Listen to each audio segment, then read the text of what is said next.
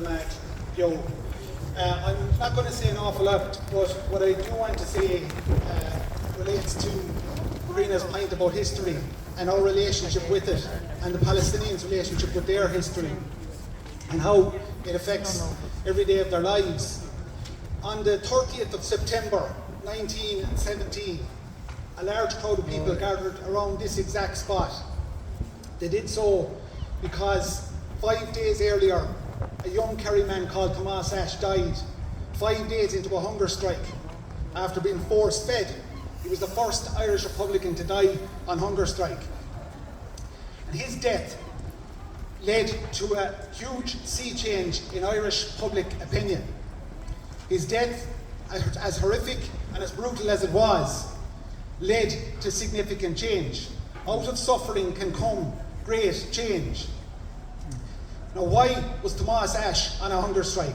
Why were 16 Claremen on the same hunger strike with him? Why were up to 20,000 people gathered here on the 30th of September 1917? Because they loved their country, they loved their land, and they were willing to fight for it. And in the case of Tomás were willing to die for it. And that relationship and that love of country, that love of place, is as strong and stronger amongst the Palestinians today. And it's that love of country that will win out in the end, because they will endure all of the suffering that the Israeli Zionists and their supporters want to inflict on them. And as Terence MacSweeney, another comrade of Tomás said once, it is not those who can inflict the most, and Israel can inflict a lot and has been enabled to inflict a lot, but it is those who can suffer the most who will conquer. And the Palestinians will continue to suffer and continue to suffer and continue to fight because of the relationship they have with their land and the love they have for their country, which no colonialist, no imperialist can ever understand. The British didn't understand it for 800 years, why Irish people fought and continued to fight and continued to die for their country.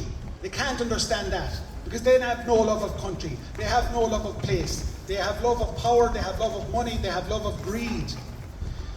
A month after that meeting here that took place in September 1917, just 1 month later, on the 2nd of November 1917, the Balfour Act was passed in London. And that gave birth to the idea of the State of Israel. It was a child of imperialism, a child of colonialism.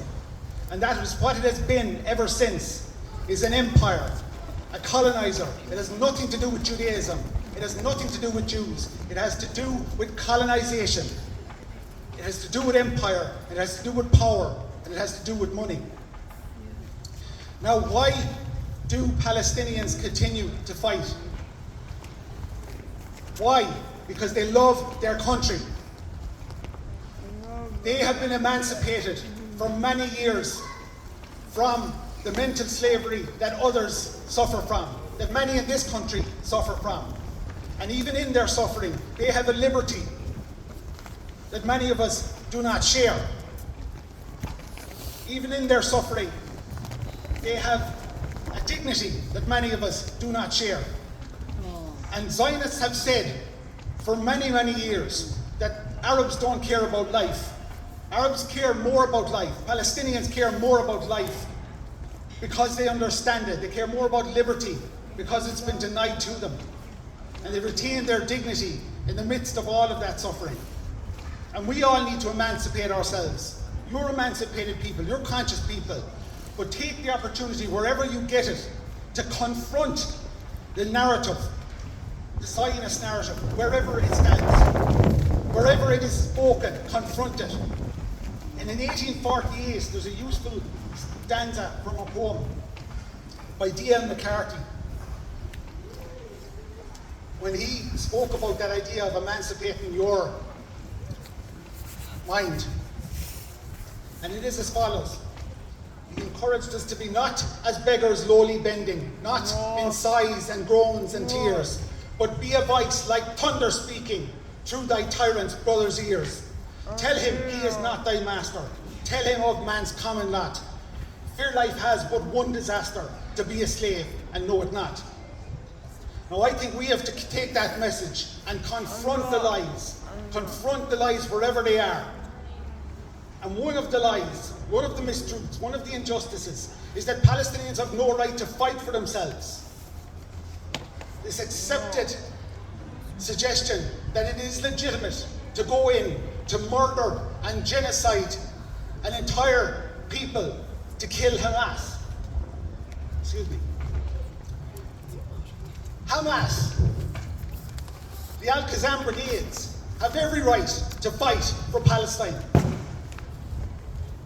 The Al-Qassam brigades and Hamas have a duty to fight for Palestine. And if Israel manages, thank you, Pat.